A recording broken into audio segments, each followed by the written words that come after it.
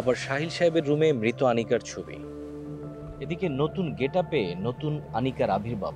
কেমন একটা যোগসূত্র খুঁজে পাচ্ছি। এই যোগসূত্র বলতে কি বোঝাচ্ছেন একটু? আমার কাছে মনে হচ্ছে যে এর পেছনে বড় কোনো শক্তি কাজ করছে। আর একটু ক্লিয়ার করুন না। ম্যাম, ম্যাম, আমি ক্লিয়ার করছি।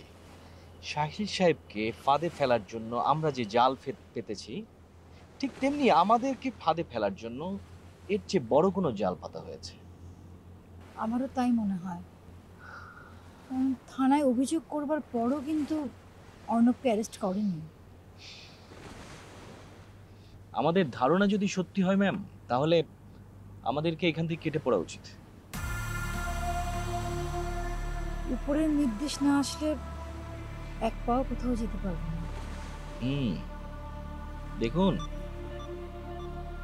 জালে যদি পা আটকে যায়, সেখান থেকে পা বের করে আনা কি সম্ভব হবে? শুনুন, আমরা বিপদে পড়লে কিন্তু একা বিপদে পড়বো না, কান টানলে মাথা আসে। তাই মনে হয় উপরে যারা বসে আছে তারা কিছু একটা করছে। ম্যাম, কখনো রাঘব বোয়ালরা আটকা পড়ে না, সবসময় চুনোপুঠিরা আটকা পড়ে, এবং তারাই আগে মারা পড়ে। আমার যেটা ধারণা আমি আপনাকে বললাম, পরে কিন্তু আমাকে দোষ দিতে পারবে না। নিজের ভালো পাগলেও বোঝে, আমিও বুঝবো, ডোন্ট ওয়ারি। সিচুয়েশনটাই তো এমন যে ওয়ারিড না হয়ে কোনো উপায় নেই। এতই যদি ভয় পান তাহলে আপনি কেন সরে পড়ছেন না? ওফ, কিভাবে সরে পড়বো? উপরের নির্দেশ ছাড়া আমি যদি নিজেকে এখান থেকে গুটিয়ে নেই, তাহলে তো আমি আমি নিজেই মারা পড়বো। তাহলে এত অরিড হয়ে কি লাভ? যা ঘটছে ঘটতে দিন, আর উপরে জানাতে থাকুন। সিচুয়েশনটাই এমন, এমন একটা জালে আটকালাম, তাই না, যে এখান থেকে বের হওয়াটাই খুবই ডিফিকাল্ট। খুবই difficult. God knows what will be happen. এত তাড়াতাড়ি যে আমরা দুজনের এতটা কাছাকাছি চলে আসবো আমি কখনো ভাবতে পারিনি। সবই আসলে উপরে যিনি বসে আছেন ওনার ইঙ্গিত। নাহলে সেদিন তুমি আমার সামনে ছিনতাইকারীর কবলে পড়বে কেন? আমিও বা ছিনতাইকারীর উপর ঝাঁপিয়ে পড়বো কেন? শুধু ঝাঁপিয়ে পড়নি, নিজের জীবন বাঁচিয়ে রেখেছো। আর ওরা তো তোমার অনেক বড় ক্ষতি করতে পারতো। আসল কথা কি জানো? কি? আল্লাহ হয়তো চেয়েছিলেন তোমার আমার মিল হোক। সেটা তো মানতেই হবে, তার ইশারা ছাড়া তো কিছুই হয় না।